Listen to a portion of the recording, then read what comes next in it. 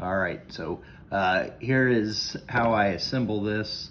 What you are seeing on the right side of this part is just some of the support material that's required in the 3D printing process when that's there. So basically that gets taken off and removed. I take a pen knife and just kind of scrape the excess off from there.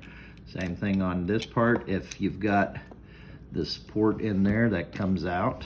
So now the tip of the steering column is a little bit bigger than the actual shaft that goes into.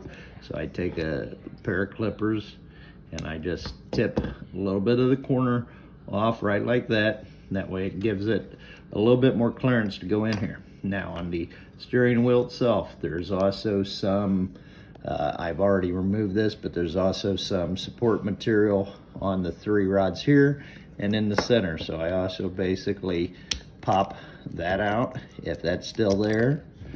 So that should go into, and then it is a hard push to get this pushed in. But the reason for that is that kind of locks that in place and keeps it so that it won't fall back off.